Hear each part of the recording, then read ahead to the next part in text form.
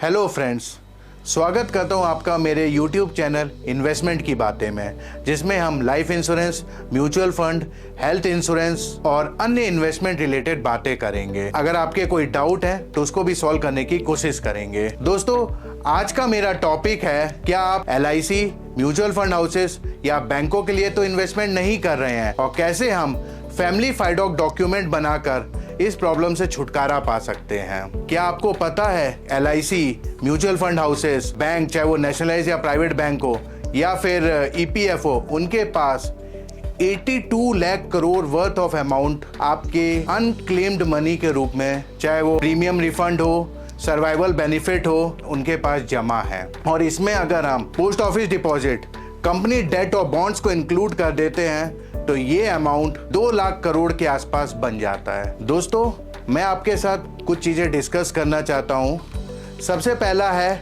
Net worth chart and secondly family pyramid goal. Net worth chart के अंदर मैं बताऊंगा कि 4 पिलर ऑफ फाइनेंस होते हैं, जैसे income, expense, assets and liabilities. Income, जो भी हम आय अर्न करते हैं उनको हम अपनी इनकम कहते हैं, चाहे वो सैलरी से हो, चाहे वो एक्टिव हो या फिर पैसिव हो। एक्सपेंस, जो भी हमारे डे टू डे खर्चे होते हैं उनको हम अपने एक्सपेंस के रूप में रिकॉर्ड करते हैं। एसेट्स, जो भी हमारे पास गाड़ी, घर, बंगला, इन सबको हम अपना एसेट्स कहते हैं। एंड लास्टली लाइबिलिटीज, यानी जो भी हमारे पास कर्ज है, हमारे पास जो भी हमारी देनदारी है, उन सबको अपने लाइबिलिटीज के रूप में जानते हैं। सेकेंडली बात करूंगा मैं फैमिली पिरामिड गोल की। दोस्तों, इसके भी 4 पार्ट हैं, नीड, वांट, ड्रीम्स और लीगेसी। दोस्तों, नीड और वांट यानी जरूरतें और चाहते, इन दोनों में डिफरेंशिएट करना बहुत जरूरी है, क्योंकि इनके बीच में बहुत थिन लाइन होती है और अधिकतर लोग कंफ्यूज हो जाते हैं। जरूरतें यानी हमारे day to day living expenses, रोटी, कपड़ा, मकान, हमारी शिक्षा, जो भी एजुकेशन हम लेते हैं, जो घर में हम रहते हैं,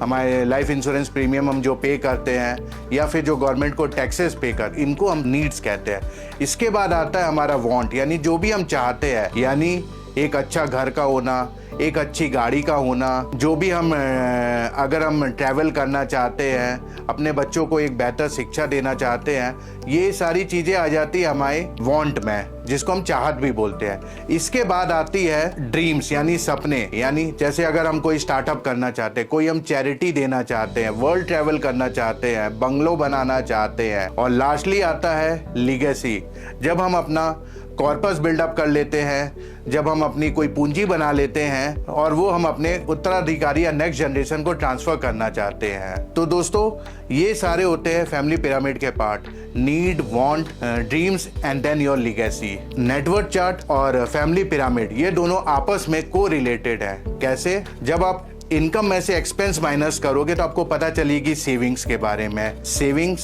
से ही आप अपनी नीड और वांट्स को फुलफिल कर सकते हो। जब एसेट में से आप अपनी लाइबिलिटीज को घटाओगे तो आपको आपके नेटवर्थ के बारे में पता चलेगी कि आपके पास एक्चुअली कितनी पूंजी है आपके पास। उससे आप अपने संपत्ति और फिर क्या जो कॉर्पस बिल्डअप किया उससे आप अपने नेक्स्ट जनरेशन को पास ऑन कर पाओगे। तो देखा दोस्तों कैसे इन दोनों में आपस में रिलेशन है। यहाँ मैं आप लोगों से एक क्वेश्चन करना चाहता हूँ दोस्तों, कि आप अपने दिल पे हाथ रख के बताइए कि जब भी आप कोई लोन लेते हो, लाइफ इंश्योरेंस की पॉलिसी करते हो, क्रेडिट कार्ड से रिलेटेड कोई एक्सपेंस करते हो या इन्वेस्टमेंट करते हो, तो क्या आप सारी इंफॉर्मेशन अपनी फैमिली को देते हो? अधिकतर का आंसर होगा नहीं। कई लोग बोलेंगे कि यार जब सही समय आएगा तब मैं अपनी फैमिली को बताऊंगा। कई बोलेंगे इन झंझटों में अपने फैमिली को मैं डालना नहीं चाहता हूँ। दोस्तों, हमारी इन्हीं लापरवाहियों का नतीजा है the whopping amount of 82 lakh crore rupees. तो दोस्तों, please net worth chart, family pyramid को यूज करिए। यहाँ पे मैं आपके साथ एक रियल घटना का जिक्र करना चाहूंगा,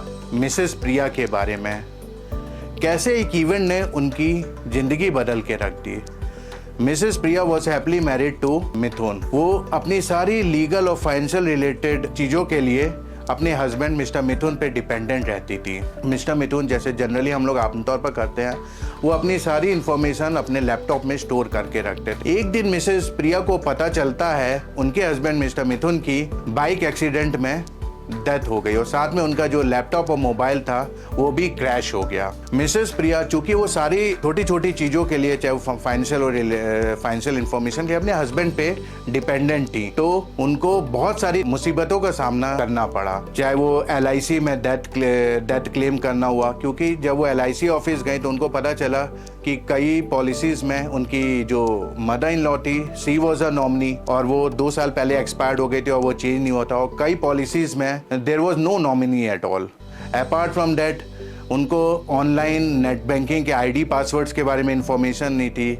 उनके हस्बैंड ने कौन कौन से म्यूचुअल फंड्स में इन्वेस्टमेंट्स किए थे उसके बारे में भी उनको दिक्कतें नहीं थी। और सबसे बड़ा झटका उनको तब लगा जब मिस्टर मिथुन ने जो प्रॉपर्टी खरीदी थी उसमें उनके रिलेटिव्स ने भी अपना हिस्सा मांगना शुरू किया, क्योंकि मिस्टर मिथुन ने कोई विल नहीं तैयार की थी। दोस्तों, हमें इस मिस प्रिया के इंसिडेंट से कुछ लेसन्स लर्न करने को मिलते हैं। पहला कि हम लिस्ट तैयार करें अपने एसेट्स एंड लायबिलिटीज की, हमारे पासवर्ड्स की, चाहे वो लैपटॉप रिलेटेड हो, मोबाइल रिलेटेड हो, ईमेल रिलेटेड हो, नेट बैंकिंग के हो।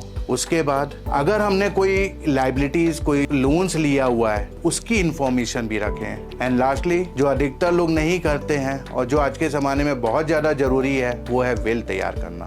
हमें केवल ये तैयार करके नहीं रखना है, इसकी इंफॉर्मेशन अपने ट्रस्टवर्दी फ्रेंड को या अपने स्पाउस को ज़रूर देना है, नहीं तो हो सकता है वो भी मिस प्रिया की तरह मुसीबतों का सामना करना पड़े। अब दोस्तों, आप मुझसे पूछेंगे क्या पीयूष कोई एक ऐसा तरीका है, कोई फॉर्मेट है जिसमें हम ये सारी इंफॉर्मेशन बहुत इजीली तैयार कर सकते हैं? तो जी हाँ दोस्तों, my family document organiser kit, इस टूल में आप बहुत इजीली ये सारी इंफॉर्मेशन को स्टोर कर सकते हैं और ये बनाना भी बहुत ईजी है। इसको आप प्लेन पेपर में या फिर एक्सेल में आराम से बना सकते हैं। करना क्या है, सबसे पहले आपको अपनी इंफॉर्मेशन लिखनी है, अपनी फैमिली के, अगर वाइफ बना रही हैं तो अपने हस्बैंड की डिटेल्स, उनका नाम, उनका मोबाइल नंबर, और फिर अपने बच्चों के बारे में, और एनी पेरेंट्स आर अलाइव तो उनके बारे में नाम और उनके मोबाइल नंबर, एड्रेसेस लिखना है।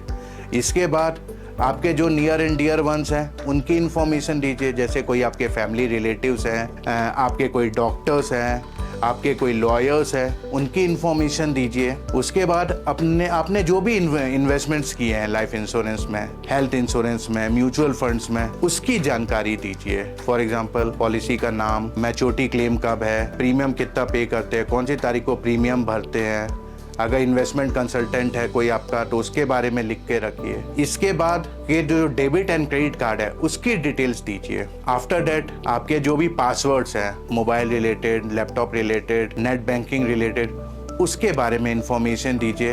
एंड लास्टली, आपने जो विल बनाई हुई है उसकी इंफॉर्मेशन भी इस फाइडॉक डॉक्यूमेंट में आप दे सकते हैं। अब दोस्तों, मुझसे आप ये हो सकता पूछे कि पीयूष भाई क्या ये टूल रेडीमेड अवेलेबल है? जी हाँ, आप मेरी वेबसाइट djnivesh.com विजिट करिए और वहाँ पे रिपोर्ट सेक्शन से ये टूल किट आप डाउनलोड कर सकते हैं फ्री ऑफ कॉस्ट, और बहुत ईजिली आप इसमें सारी इंफॉर्मेशन आप रिकॉर्ड कर सकते हैं। सो दोस्तों, अंत तक बने रखने के लिए थैंक यू। इस वीडियो को ज़्यादा से ज़्यादा लोगों तक शेयर करिए। Please press the like button and subscribe our channel investment की बातें। This is Piyush Jain signing off. Thank you.